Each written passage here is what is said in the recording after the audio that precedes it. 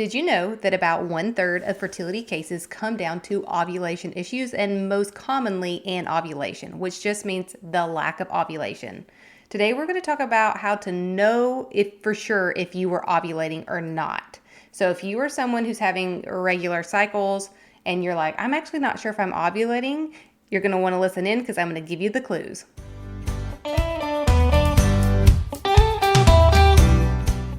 Welcome to the Fruitful Fertility Co. podcast, your holistic, faith-filled, no-fluff guide to getting pregnant naturally.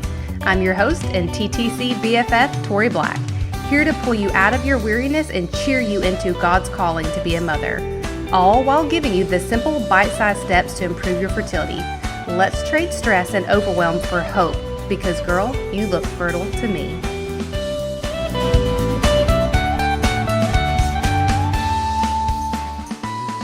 Let's start this episode off by saying the one thing you need to hear most before we talk about anything else. If you are someone who thinks you are not ovulating, or maybe you even know that you're not ovulating, I want you to hear me when I say we have the tools to help you ovulate again, okay? Don't spiral. I know you want to. I know I would too. And I know you're thinking like, I'm never going to get pregnant. I'm not ovulating, but it's okay. We have the tools, we have the steps to help you start ovulating. But today we're just going to focus on understanding our cycle, reading our body's cues, and understanding if we are or aren't ovulating. Because really the most important thing I want you to take away from this is learning to listen to your body. Like, yes, we have LH strips and stuff that can like help us, but I don't always want you like depending on an LH strip or a testing kit or anything. I want you to be able to read the cues from your body. The more in tune you are with your body, the better. And ovulation is also important because it's not just about making a baby, like releasing an egg to make a baby, but ovulation also supports really healthy progesterone levels. So you have a follicle and your egg is in the follicle, and when you ovulate, that egg is released from the follicle. That follicle is then called the corpus luteum, and that corpus luteum makes progesterone. And so if we don't have that, then we don't get the feel-good hormone. So progesterone is your feel-good hormone, your zen hormone, the one that calms you down and relaxes you. And so if you're not ovulating, you're not making as much progesterone as you need, and sometimes that can leave you on a little bit of an emotional roller coaster. And that doesn't really feel good, right? So we want to be ovulating for more than one reason. Definitely for baby making in this case, but for more than just that reason. But let's talk about the signs that you can look at to know if you are ovulating. The absolute number one sign, and I believe it was Caitlin Estes that came on here and talked about cycle charting on one episode, and she said it's the one thing she uses when she's cycle charting with clients because it's easy. It's just something really easy to know, and that is cervical mucus. So through your cycle, you should have a period where you have blood, obviously, and then you should have nothing for a while, kind of dry. And then maybe your cervical mucus kind of goes white, sticky, tacky, and then it should go from that white, sticky, tacky to clear, egg white, slippery consistency. And that egg white, slippery consistency is where we know we are ovulating, because that type of mucus is made to help pull the sperm in and help the egg and the sperm meet. So that change in the cervical mucus is like your number one best indicator of if you are ovulating or not. So if you're like, I don't really know, just make a note on your phone. Like just pull up a tab and just, write cycle day 1, or even like whatever day you end your period, and just start writing none. And this is like the white stuff you see in your underwear, to break it down in very simple terms. This is the wet, white, sticky stuff in your underwear through your cycle. And if you're like, I don't have any of that, then you're probably not ovulating, because we go through all those phases naturally. And so just start making a note on your phone, like day 9. Start like day 9 after your period. You have your period, so maybe it's 3 to 5 days, 7 days.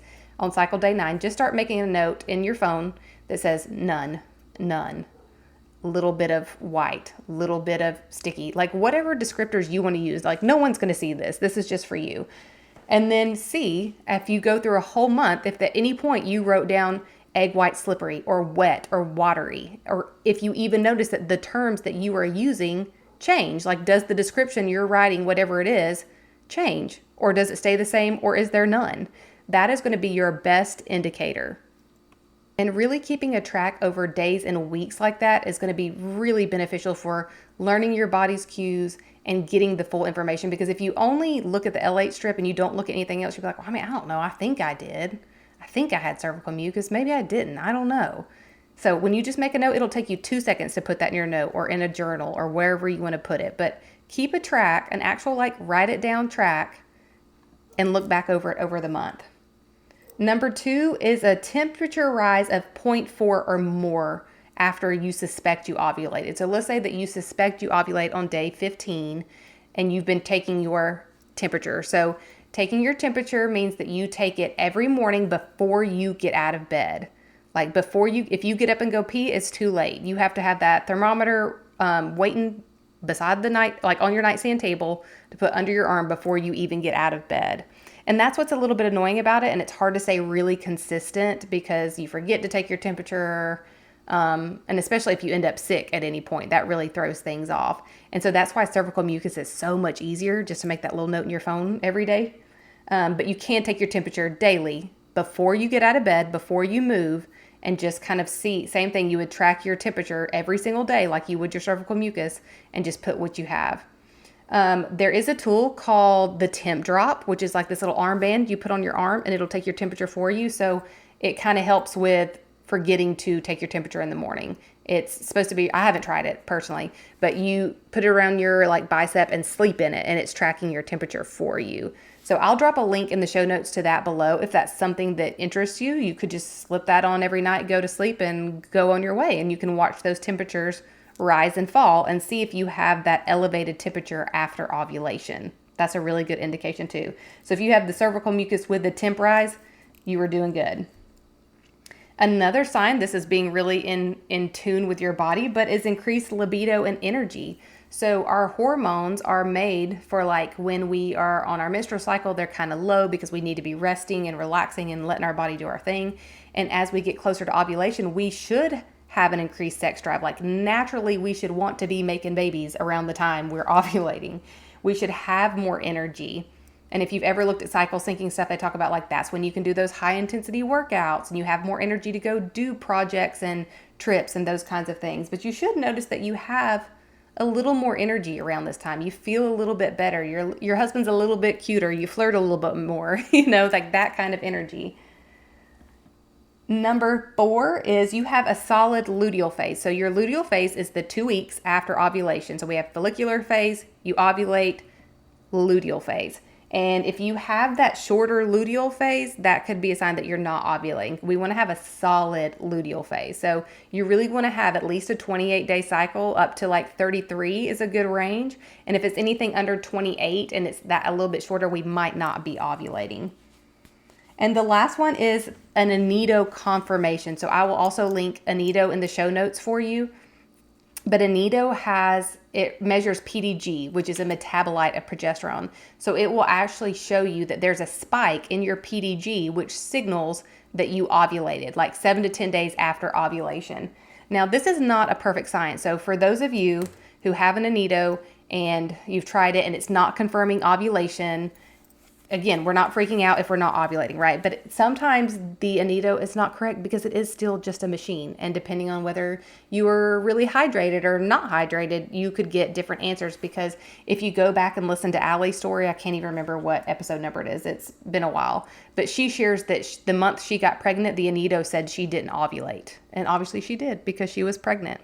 So I suggest the aneto if you want that confirmation, but I also don't want you to stress out about it. I've gotten to where I don't suggest the aneto so much because I find that it creates a lot of stress. You guys get really stressed out about those numbers and if it confirms ovulation or it doesn't confirm ovulation. And I don't like you putting that extra stress on yourself because just like Allie, she could have freaked out, and she probably did, honestly, and said oh my gosh, I'm not going to get pregnant because I didn't even ovulate. But she was in fact pregnant. So it is a tool, but recognize that it is just a tool and it will help, but not to overanalyze everything. Okay.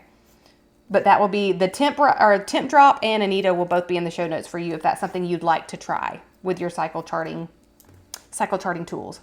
So this is a little bit repetitive, but just to kind of confirm, what are signs that you are not ovulating? Signs that you are not ovulating is no cervical mucus. You have none. Maybe it's even that not that you don't go from tacky, sticky to the white egg water, but you just have none at all. It could be you don't have a cycle at all. So some of you are having like a period, but you're not sure if you're ovulating. And then some of you are just like not having a period at all. And again, those shorter cycles. So if you were having a cycle under 28 days. And the last one is low energy. So again, if you're ovulating, your hormones are really ramping up to support that ovulation. And they should, like, not that you would have to be energetic all day, every day, but you kind of just noticed a little more energy, a little more pep in your step. You're a little more giggly, a little more happy, right? So if you're kind of flat all the time and you never hit that, it could be a sign that you're not ovulating too. One other thing I wanted to mention that I didn't mention at the beginning is let's talk about LH strips. So the ovulation predictor kits that, you pee on the strip and it tells you if it turns positive, it does not mean that you have ovulated. So some people think that if that strip is positive, that means they for sure ovulated. That's not true. That LH strip is telling you that you are going to ovulate in 24 to 48 hours, or likely your hormones are at the range where you should ovulate in 24 to 48 hours. It's not a guarantee. Now, turning an LH strip positive is a good indication that, your hormones are on the right track for ovulation, but it's not a confirmation that you did ovulate. So that's just a little important note there. And that if it is positive, it means the ovulation is coming in 24 to 48 hours. And another thing to remember with ovulation is that you have 6 days a month that you can get pregnant. So you have the 4 days before you ovulate, because sperm can live up to 4 days inside the body. So you have the 4 days before, the day you ovulate, and usually the day after. Those are your 6 days that you can get pregnant. So as much as you are really trying to time it the day you ovulate, do not sleep on these 4 days before. Like if you're not sure and you're like, well, I think I'm going to ovulate in a day or two, go ahead and start baby dancing, because you are fertile those 4 days as well. And sometimes if you're waiting until you ovulate or you think you ovulate, you might have missed your window. So I would say be on the safer side and start timing your intercourse before ovulation, and then you can try to hit the day of ovulation as well. But you have 6 days, not just 1 day. You have 6 days.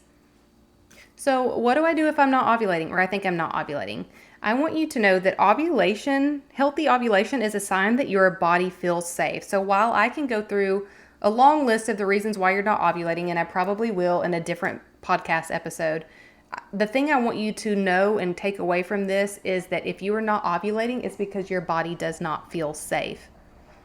So what is the reason your body doesn't feel safe? That is the question to ask yourself. So for you, I want you to think about the one thing that you struggle the most with, and maybe even like the number one symptom you have. Like, is it bloating? Is it gas? Is it energy? Is it sleep? Is it nutrition? Is it actually eating meals consistently or getting enough protein? That's what I want you to focus on. I don't want you to spiral and go down all these rabbit holes of why you're not ovulating, because that would be very easy to do.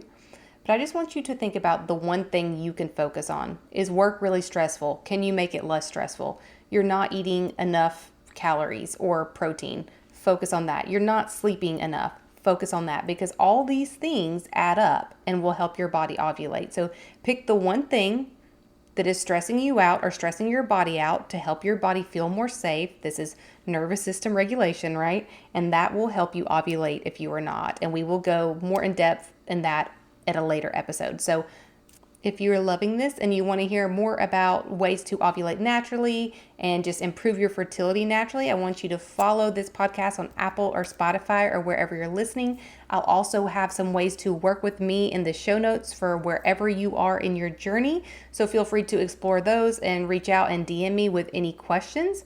And otherwise, I will see you next week. Thanks for hanging out with me today. If this episode touched your heart or taught you something, I'd be honored if you share it with a friend who could use the information too. And if you want to be the real MVP, then would you also take 30 seconds to tap those 5 stars at the bottom and leave a written review telling me what you're loving? It lights me up to know this podcast is really helping you. Don't forget, you're super cute and super fertile, so meet me back here next week and let's keep chatting and learning together.